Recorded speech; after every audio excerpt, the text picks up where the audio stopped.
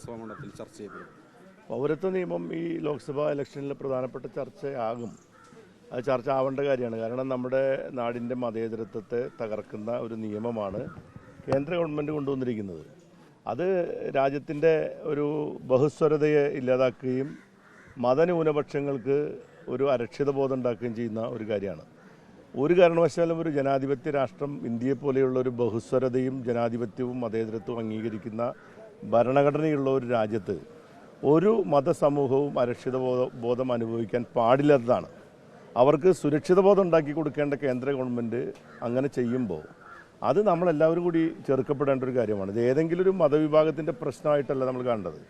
ഇത് നമ്മുടെ രാജ്യത്തിൻ്റെ പൊതുവായ ഭരണഘടനാ തത്വങ്ങൾക്കെതിരെയുള്ള ഒരു വെല്ലുവിളിയായിട്ടാണ് ഇതിനെ കാണുന്നത്.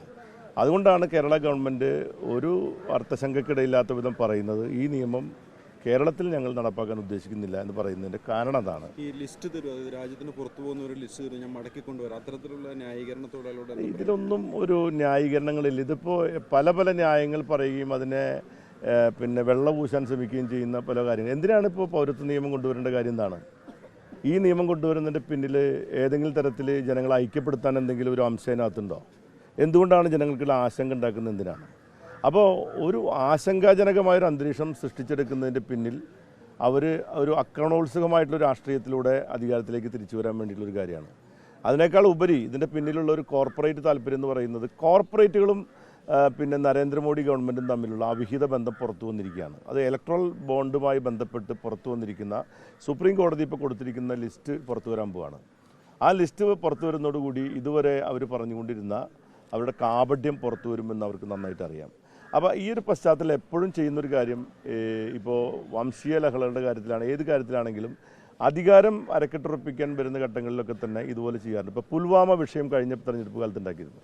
എന്തായിരുന്നു പുൽവാമ വിഷയം എന്നുള്ളത് ഇപ്പോൾ നമ്മൾ പുറത്തു വന്നിട്ടുണ്ട്. ആ സമയത്ത് അന്നുണ്ടായിരുന്ന കാശ്മീർ ഗവർണർ ഇപ്പോൾ ഇവരുടെ നോട്ടപ്പുള്ളിയായിട്ട് മാറിയിരിക്കും. കാരണം അദ്ദേഹം ചില സത്യങ്ങൾ പുറത്തുവിട്ടു.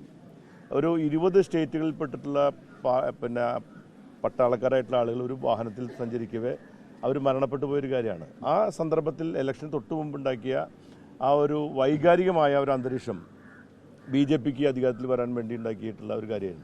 അപ്പോൾ അത്തരം നിഷ്ഠൂരമായ കാര്യങ്ങൾ ചെയ്യാൻ പോലും മടിയില്ലാത്ത ഒരു ഗവൺമെൻറ്റും പ്രത്യയശാസ്ത്രമാണ് ഇന്ത്യ ഭരിച്ചുകൊണ്ടിരിക്കുന്നത്. അവർ ഈ പൗരത്വ നിയമം പോലെയുള്ള നിയമങ്ങൾ കൊണ്ടുവരുന്നത് ഉദ്ദേശശുദ്ധിയോടുകൂടിയല്ല, രാജ്യം നശിച്ചാലും വേണ്ടില്ല അധികാരം കിട്ടണം എന്നുള്ള ഒരു നിലയിലേക്ക് BJP വന്നിരിക്കുകയാണ്, നരേന്ദ്രമോദി വന്നിരിക്കുകയാണ്. ഇതൊരിക്കലും അംഗീകരിക്കാൻ കഴിയുന്ന കാര്യമല്ല. തൃശ്ശൂരിൽ LDFന് വോട്ട് ചെയ്യണമെന്ന് പറയുന്നത് മതേതരത്വവും ഭരണഘടനയും കാക്കാൻ വേണ്ടി യാതൊരു സംശയമില്ല. അതിപ്പോൾ ഈ പൗരത്വ നിയമം വരുന്നതിന് മുമ്പേ തന്നെ ഞങ്ങൾ പറഞ്ഞുകൊണ്ടിരിക്കുന്ന കാര്യമാണ്. ഈ കഴിഞ്ഞ 10 കൊല്ലത്തെ ഈ ഇന്ത്യയിലെ BJP ഭരണം കൊണ്ടുണ്ടായിരിക്കുന്ന ഒരു കാര്യം എന്താണ്? ഇവിടുത്തെ പൗരസമൂഹത്തിന്, അതായത് നമ്മുടെ രാജ്യത്തെ വിവിധ മതത്തിൽപ്പെട്ട ആളുകൾക്ക് പരസ്പരം വിശ്വാസം നഷ്ടപ്പെടുന്ന നിലയിലേക്ക് നമ്മുടെ കാര്യങ്ങൾ കൊണ്ടുപോയി എന്നുള്ളതാണ്. അത് ഒരു 10 കൊല്ലത്തെ ഭരണത്തിൻ്റെ നേട്ടങ്ങൾ എന്നതിൽ പറയാൻ കഴിയുമോ? നമ്മളിപ്പോൾ പല സ്ഥലങ്ങളിലും ഉണ്ടായിക്കൊണ്ടിരിക്കുന്ന സംഭവങ്ങൾ എന്താണ്? മണിപ്പൂർ ഇഷ്യൂ എന്താണ് ഈ 10 കൊല്ലത്തിനുള്ളിൽ സംഭവിച്ചിരിക്കുക? ഈ നേരം വരെ മണിപ്പൂർ ഇഷ്യൂവിന് പരിഹാരം ഉണ്ടാക്കാൻ കേന്ദ്ര ഗവൺമെൻറ് സാധിച്ചിട്ടില്ല. മണിപ്പൂരിലേക്ക് പ്രധാനമന്ത്രി ഇതുവരെ തിരിഞ്ഞു നോക്കിയിട്ടില്ല. അപ്പോൾ വംശീയ കലാപത്തിൻ്റെ ഓരോ പരീക്ഷണങ്ങൾ നടത്തി ആ പരീക്ഷണങ്ങളിലൂടെ മുന്നോട്ട് പോകുന്നൊരു ഗവൺമെൻറ്റായിട്ട് ഇത് മാറുകയാണ്. അപ്പോൾ ഇങ്ങനെയുള്ള നിരവധി ആശങ്കകൾ ജനങ്ങൾക്കിടയിലുള്ളത് നമ്മുടെ രാജ്യത്തിൻ്റെ മതേതരത്വം ഈ തെരഞ്ഞെടുപ്പോടുകൂടി നഷ്ടപ്പെടുമോ എന്ന പേടി ജനങ്ങൾക്കിടയിലുണ്ട്. അത് സ്വാഭാവികമായിട്ടുണ്ടാവുന്നതാണ്. കേരളത്തിലെ ഒരു മതേതര മനസ്സ് ഈ RSS BJP ഗവൺമെൻറ്റും കോർപ്പറേറ്റുകൾ കൂടിയുള്ള ഗവൺമെൻറ്റിൻ്റെ ഇത്തരം നയങ്ങൾക്ക് ശക്തമായിട്ട് എതിരാണ്. അതുകൊണ്ട് ഈ പൗരത്വ നിയമ ഭേദഗതിയിലൂടെ കേരളത്തിൽ തീർച്ചയായിട്ടും മതേതരത്വത്തിന് വേണ്ടിയിട്ടുള്ള ഒരു ശക്തമായ നിലപാട് ഇവിടുത്തെ വോട്ടർമാരെടുക്കുന്നതാണ് വിചാരിക്കുന്നത്. ഇന്നിപ്പോൾ ഈ കെ മുരളീധരൻ്റെ വരവോടുകൂടി തൃശ്ശൂർ കോർപ്പറേഷൻ ഒരു അംഗത്തിൻ്റെ ഒരു മേയറുടെ മുൻതൂക്കത്തിൽ ഭരിക്കുന്ന LDF ഭരിക്കുന്ന ഒരു കോർപ്പറേഷൻ കൂടിയാണ്. ഇപ്പോൾ പ്രതിപക്ഷ നേതാവ് തന്നെ പറഞ്ഞിരിക്കുന്നത് സ്വതന്ത്ര അംഗങ്ങൾ 2 അവിടെ കൊണ്ട് നിർത്തിയില്ല, CPI അംഗങ്ങൾ പോലും കൂറുമാറി ഇപ്പോഴത്തേക്ക് വരും, ഞങ്ങൾ ഭരണം പിടിക്കുമെന്ന്. അല്ല, ഈ നരേന്ദ്രമോദിക്ക് പഠിക്കുകയാണോ അവരൊക്കെ? നരേന്ദ്രമോദിക്കും BJPക്കും പഠിക്കാൻ തുടങ്ങിയിരിക്കുകയാണോ ഈ കോൺഗ്രസ്സുകാർ? എനിക്ക് മനസ്സിലാവാത്ത കാര്യം അതാണ്. ഇത് നമ്മൾ മനസ്സിലാക്കേണ്ട, സ്വന്തം പാർട്ടിയിൽപ്പെട്ട നേതാവിനെ പോലും സംരക്ഷിക്കാൻ കഴിയാത്ത കോൺഗ്രസ്സുകാർ ഈ ഇടതുപക്ഷത്തിലുള്ള ആളുകളെയൊക്കെ തോണ്ടിയെടുക്കുക എന്നൊക്കെ പറഞ്ഞു കഴിഞ്ഞാൽ അത് പറയുന്നതിനൊരു ഉളുപ്പൊക്കെ സാധനങ്ങൾക്ക് വേണ്ടതാണ്. പിന്നെ രാഷ്ട്രീയം എന്ന് പറയുന്നത് ഇതുപോലെയുള്ള കുതിരക്കച്ചവടം അല്ലാതെ നമ്മൾ പറയും ഞങ്ങൾ കുതിരക്കച്ചവടം നടത്തുമെന്ന് പറയുന്നതിൽ എന്താ അർത്ഥമുള്ളത്? പിന്നെ എനിക്ക് മനസ്സിലാവാത്തൊരു കാര്യം എന്ന് വെച്ചാൽ നമ്മുടെ ഈ കോൺഗ്രസ് നേതാക്കന്മാരൊക്കെ എന്നാ വന്നത്? ഇവരിവിടെയുള്ള ആൾക്കാരല്ലേ?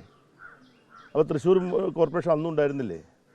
ഇപ്പോൾ തെരഞ്ഞെടുപ്പ് വന്ന സമയത്ത് തൃശ്ശൂർ കോർപ്പറേഷൻ പിടിച്ച് ഒരു മാറ്റം ഉണ്ടാക്കാമെന്ന് വിചാരിക്കുകയാണോ? ഇനി അവർക്ക് അങ്ങനെ കഴിയുമെങ്കിൽ നോക്കട്ടെ. അതാണ് രാഷ്ട്രീയമെങ്കിൽ അത് ചെയ്യട്ടെ. ഞങ്ങൾക്ക് അതിനകത്ത് യാതൊരു ആശങ്കയില്ല. ഈ തെരഞ്ഞെടുപ്പ് അതുമായിട്ട് എന്താ ബന്ധം? നമ്മൾ ഈ തെരഞ്ഞെടുപ്പിൽ വളരെ ഗൗരവപ്പെട്ട രാഷ്ട്രീയ വിഷയങ്ങൾ ചർച്ച ചെയ്യുന്ന ഒരു തെരഞ്ഞെടുപ്പിൽ ഇപ്പോൾ അവരുടെ ലക്ഷ്യം ഇപ്പോൾ ഇടതുപക്ഷം ഭരിക്കുന്ന കോർപ്പറേഷനെ തട്ടി താഴെയിടലാണോ ഇപ്പോൾ കോൺഗ്രസിൻ്റെ മുഖ്യ അജണ്ട? അതാണ് പ്രശ്നം. അവരുടെ മുഖ്യമായ പ്രശ്നം BJP തകർക്കുക എന്നുള്ളതല്ല, RSS തകർക്കുക എന്നുള്ളതല്ല. നാളെയൊക്കെ ഈ പല ആൾക്കാരും അപ്പുറത്തേക്ക് പോകുന്നവരാണെന്ന് ജനങ്ങൾ പറയുന്നതിന് കാരണം എന്താണെന്ന് വെച്ചാൽ ഇവിടെ ആങ്ങളെ ചത്താലും നാത്തൂൻ്റെ കണ്ണീര് കണ്ടാലും മതി എന്നുള്ള നിലപാട് ഇടതുപക്ഷത്തെ സംബന്ധിച്ച് കോൺഗ്രസ് എടുക്കുന്നിടത്തോളം കാലം ഇതൊക്കെ സംഭവിച്ചുകൊണ്ടിരിക്കും. ഞങ്ങൾക്ക് അതിൽ ആശങ്കയില്ല.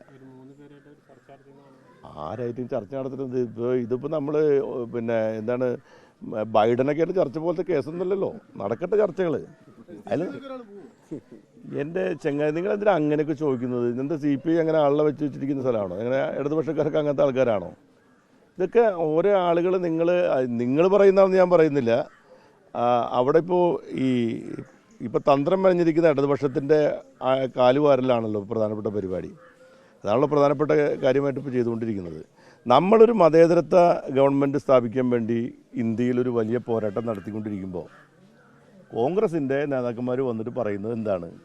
ഈ തൃശ്ശൂർ കോർപ്പറേഷനിലെ അപ്പുറത്ത് നിൽക്കുന്ന ആളുകളെ ഞങ്ങൾ ആ പരിപാടിയാണ് ഇനി നടത്തുന്നതെങ്കിൽ അവർ നടത്തട്ടെ എന്നൊക്കെ പറയാനുള്ളൂ.